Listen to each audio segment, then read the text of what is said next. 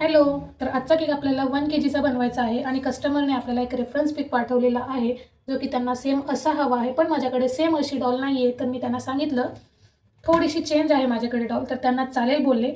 तर चला बनवूया. मंडळी, असं म्हणतात ना की एखादी गोष्ट आपण खूप चांगली केली आणि त्याचं कौतुकही आपण सारखं सारखं केलं की त्या गोष्टीला खूप लवकर नजर लागते. आणि आज असंच काहीसं माझ्यासोबत झालं, कारण आजचा केक मी इतका सुंदर क्रिएट केलेला होता, जो की तुम्हालाही खूप आवडणार आहे पाहिल्यानंतर. हा केक संपूर्ण रेडी केला आणि मनात एकच सारखं म्हणत होती की वा वा वा, किती सुंदर हा केक झाला. अगदी मनात पाहिजे तसाच केक मी क्रिएट केला. पण झालं असं, माझ्या सुंदर अशा केकचं मी एवढं भरभरून मनात कौतुक केले आणि शेवटी केकचा धिंगाणा झाला आणि माझीच नजर माझ्या केकला लागली. खरं सांगायचे तर मैत्रिणींनो, गेल्या 6 वर्षापासून मी केक बनवते, पण आजपर्यंतचा असा एकही केक नव्हता जो इतका बेकार डॅमेज झाला, तोही माझ्याच हातून. हा केक डॅमेज झाला रे झाला की माझ्या तळपायाची आग मस्तकाला पेटली, कारण माझ्याकडे वेळ देखील नव्हता या केकला दुरुस्ती करण्यासाठी. फक्त 2 तासाचा वेळ मला या कस्टमरने दिलेला होता या केकसाठी. इथे सुंदर असं फायनल फिनिशिंग करून मस्तपैकी व्हिडिओचा एंड देखील केला. त्यानंतर कस्टमरला यायला थोडा वेळ लागणार होता, म्हणून परत एकदा टॉपर्स काढून प्लेटमध्ये ठेवताना तीच प्लेट माझ्या हातातून निसटून केकला लागली साईडला, आणि अशा प्रकारे बेकार असा केक डॅमेज झाला. पटापट असा केक रिक्रिएट केला, जो की असा झाला. तुम्हाला कोणता केक आवडला, बिफोर की आफ्टर, नक्की कॉमेंट करा. भेटूया नेक्स्ट व्हिडिओ. Bye bye.